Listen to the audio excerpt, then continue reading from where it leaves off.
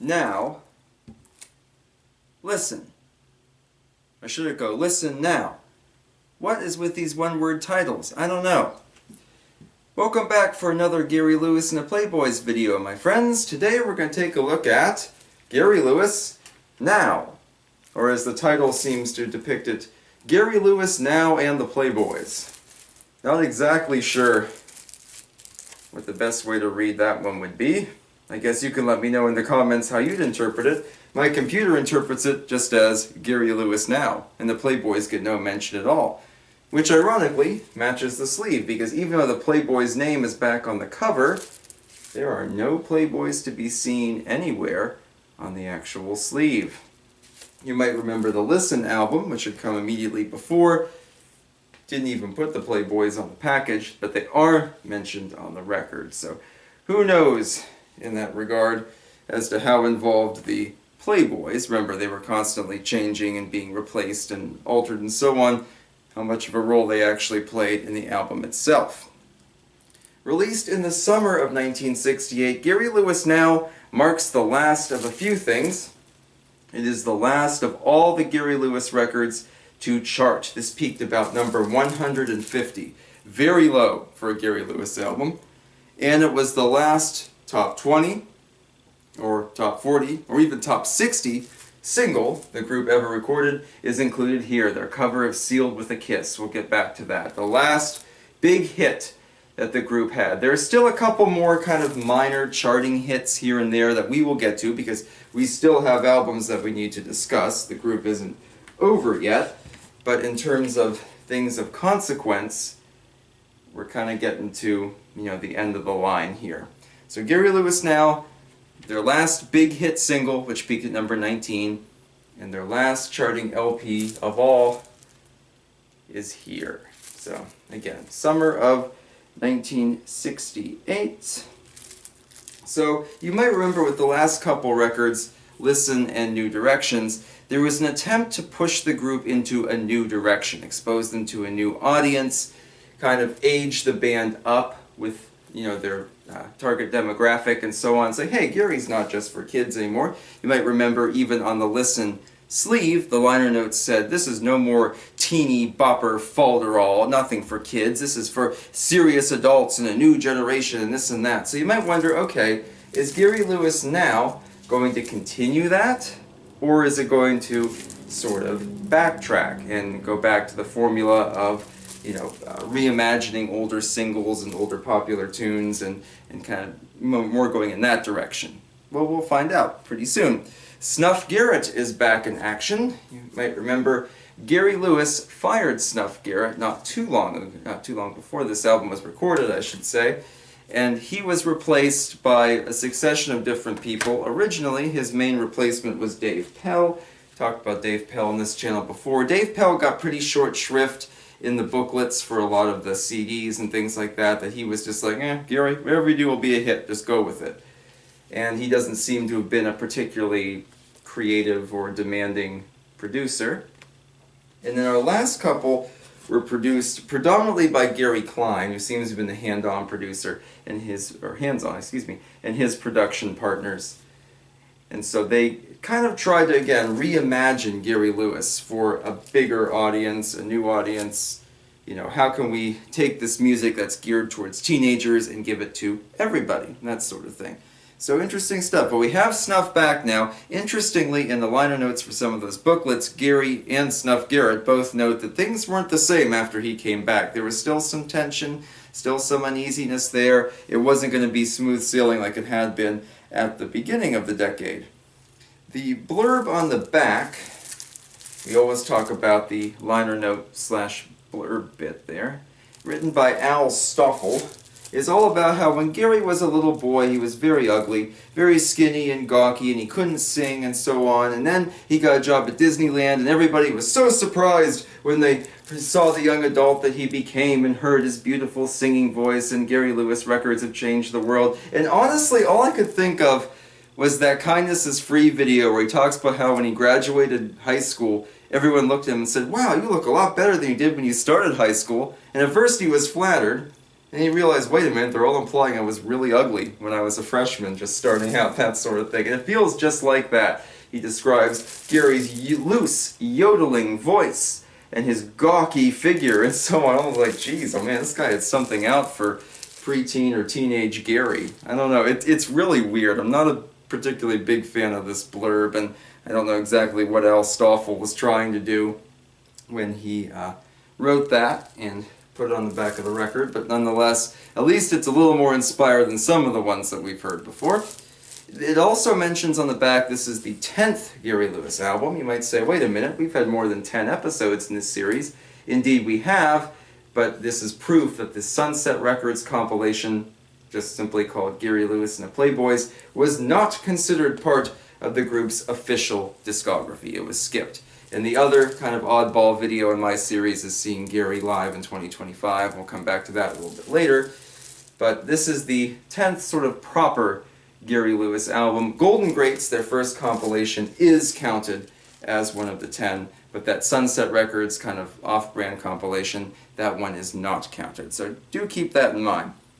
So my big question going into this, is Gary Lewis now going to try to be different and daring, like the previous two albums were, or is it going to be a return to form? Well, let's take a look at that track list, and we'll soon find out. So we start off the record with the group's version of Young Girl by Gary Puckett and the Union Gap. Young girl, get out of my mind. My love for you is way out of line. The Union Gap had a huge hit with it. It was #2 charting single for them. It's aged better than some of the other songs about kind of the teenage, underage romance glorification stuff that, you know, You're 16 and Sweet Little Rock and Roller, they were also covered by the Playboys, but they have not aged as well. Young Girl, at least the adult or the older person in the relationship, realizes that it is not an appropriate one and it needs to end. So I will give them props there. Gary does a pretty good job on it. I have to say, he covers it pretty closely. We're going back to sort of the light beer covers that we've seen on previous records, where Gary's version follows the original as closely as it can, but it isn't as complex. And that definitely pertains here and for several others on this record today. But Gary's version works, I think, because Gary sounds young. He doesn't sound too creepy for him to be singing about loving someone who's a little bit younger than him. You know, his voice sounds young, sounds kind of immature, so it's not as bad as someone maybe in their 40s singing that song, and it's not quite as awkward maybe as even Gary Puckett and the Union Gap's original is. And a pretty solid start. Gary does a nice job on it. Then we have our big kind of single, Sealed with a Kiss. Sealed with a Kiss had been written in 1960 for a group called the Four Voices. They did sort of this haunting, melancholy quartet. It never really caught on. Brian Hyland did a version back in 1962 that went to about #3 on the charts, and that's the one that Gary seems to pattern his version most closely to. He's trying to copy what Brian Hyland did. When I saw Gary in concert, you might notice Sealed with a Kiss is crossed out, replaced with Without a Word of Warning. That's because Brian Hyland sang Sealed with a Kiss. They didn't want to do the same song. Even though two different artists were doing it, didn't want the same song twice on the bill. I get that. So they copied Brian Hyland's version, but honestly, Brian Hyland's is better. Gary sounds kind of robotic and disinterested. His voice sounds nice, but there's no real heart or soul or emotion in what he's singing. And Gary kind of backs this up because in the liner notes for a couple of these CD releases, especially this Greatest Hits one, he talks about how much he didn't like Sealed with a Kiss. He thought his version was really bad. He says he never listens to it, that it was done very quickly, that Snuff Garrett as producer gave him no support, nothing to work with, and it was just a throwaway thing that happened to become a big charting single, and he was not proud of it. And I think that's interesting because he has revisited it in his live set. Indeed, had Brian Hyland not been sharing the bill with him, he would have performed it here. And it's not a terrible cover, it's just not the best one. I don't know. I mean, Gary does an okay job on it. It's nothing great, but I'm kind of surprised he hates it so much, but obviously maybe he's mellowed over time and that he keeps it in his live set. And a lot of people, it's probably the first version they heard, but the last big single hit for Gary Lewis and the Playboys was Sealed with a Kiss, going all the way to #19. Pretty interesting there. After that we go to The Association with Windy Has Stormy Eyes. their cover of Windy. Again, another one of those kind of light beer covers that it's not bad, but it doesn't have the heart and soul that the Association's original version did. Theirs, I believe, had gone all the way to #1 not too long before. Larry Ramos, I think, had done the lead vocals on the Association's original version. Gary doesn't try to emulate him. Gary does it, again, kind of robotically, kind of just this straightforward cover without a lot of frills. Not great, not terrible, but Windy's a fun song, so I think it kind of works there. We have a song by Michael Z. Gordon, What Am I Gonna Do? This one was covered by a group called The Young Men, but I don't know if they did it first or if Gary did it first. It doesn't seem like the Young Men really had a big discography or anything like that. A very melancholy song. It is kind of catchy, but it has more emotional lyrics. It's more complex, I think, than the things that have come before it on this record, or CD in this case, as it's part of this threefer, in case you couldn't tell. But I actually think What Am I Gonna Do is one of those songs that would have fit better on the previous two records, the ones that were trying to reinvent Gary and depict him as this very emotional and thoughtful songwriter for all ages, or singer, I should say, not songwriter, for all ages. I don't know, it's pretty interesting. It feels like a holdover from the previous two, as opposed to a more pop sort of cover sound that we're used to. Follow that up with I Wonder What She's Doing Tonight. Voice and Heart classic for you. And Gary has a good voice for it. I gotta say, I do like his version quite a bit. You know, again, it's simplified from the Voice and Heart original, but at the end of the day, I think it does a pretty nice job. And Gary, good stuff. So it's a classic song anyway. And our last one on side one there is Pretty Thing. Pretty Thing I couldn't find a whole lot of stuff about. The booklet for the CD talks about it being written for a group called the Plum Beach Incident. I don't know, it doesn't seem like they did a whole lot, but apparently they did it first and Gary's is a cover of theirs. Gary slows his down, but he keeps it kind of trippy and kind of weird. Unlike his cover of Wild Thing a couple years before, which is, you know, very kind of sterile and made family friendly. His cover of Pretty Thing is more raunchy than the original is, mostly because he just wants it to be sort of psychedelic. I don't know, it's interesting. I don't know, the Plum Beach Incident never really caught on, so I don't doubt that, you know, I don't think there's going to be any big fans of them commenting here saying their version's much better than Gary's, because I don't think there's really much of a fan base for them. Another one that sounds like it could have been on one of those previous two LPs, one of those ones that were trying to reinvent the group. I don't know. Then you gotta flip the record over. We have Judy in Disguise with Glasses, a cover by John Fred and his Playboy Band. Apparently John Fred and his Playboy Band had to change their name to avoid confusion with Gary Lewis and the Playboys. Let our motorcycle driver go by here. There we go. Anyway, I have to say I kind of like Gary's version better than John Fred's, because John Fred has all those weird breathy orgasm sounds that he makes throughout the song. Sounds like he wants to do something to Judy. Not a big fan of that. Yeah, but I like Gary. Gary does kind of the family-friendly, but yet very straightforward cover. I think he has a good voice for it. Not a bad choice at all, you know. It's not as freaky as John Fred's original. We have I Chase the Bright Elusive Butterfly of Love. A Bob Lind cover, and everybody loves Elusive Butterfly. Such an interesting song. Gary does kind of a more upbeat, almost mariachi-sounding cover of it. It's a really fun recording. It doesn't have the emotion or the depth that Bob Lind's original does. A lot of traffic today. But at the end of the day, it's a pretty fun version, and I can get a kick out of that. We have the next one up there, How Can I Thank You? So this is another weird one. It was done as a single by The Parade, and it might have been the only thing The Parade ever released. It doesn't seem like they were particularly prolific in any way, and I think they only released 1 or 2 singles. I was able to find their recording on YouTube though, but How Can I Thank You? Gary kind of copies their idea. Again, I'm not 100% positive who did it first. Maybe Gary did it first, but the booklet here claims The Parade did it first, so we'll go with that. But Gary kind of does this very much sunshine, bubblegum pop tune, really upbeat, nothing fancy, nothing ambitious, but it is fun to listen to. And I guess if you're looking for just a good time, enjoyable number, How Can I Thank You would be a good place to go. And as I doubt many people listen to The Parade's version, this is probably the one they're familiar with, and it is pretty good.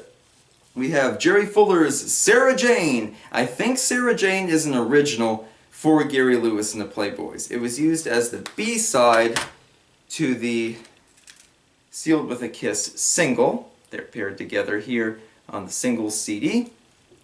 And Sarah Jane is kind of a rockabilly sound, my Sarah Jane, that kind of thing. Another group, the JSD band, they did like a proper rockabilly cover of it, which is very much like a mountain sound. It's almost like a country song. Gary's is much more of a rocker, really fast, really crazy, over the top, and it's nice to kind of inject, I think, some much needed energy into this album, doing something wildly different instead of just another sort of classic rock cover. I like that though. Talk about my Sarah Jane, that sort of thing. So I had fun with that. And lastly, a classic, Bobby Hebb's Sunny. Yesterday's clouds were filled with rain, sunny. Now, Bobby Hebb, of course, has a lot of emotion in his version of it. It's been covered by many artists, including Cher. It's a lot of fun to listen to. Gary's version is one of those light beer covers. You know, it's not amazing. He does a decent vocal job. You know, the arrangement isn't over the top. It doesn't overpower his voice or anything like that. It's a simplified version of Bobby Hebb's original. It's upbeat. It's fun. Gary does okay on it. Yeah, is it the perfect song for him? Probably not, but he tries really hard, and it is still enjoyable, even though it's not nearly as good as Bobby Hebb's original. But nonetheless, I thought it made for a decent closer. So we have both sunny and windy on the same album. They could have called this one like Weather Station or something. I don't know. So at the end of the day, where does Gary Lewis now, or Gary Lewis and the Playboys now, or Gary Lewis now and the Playboys, where does it stand?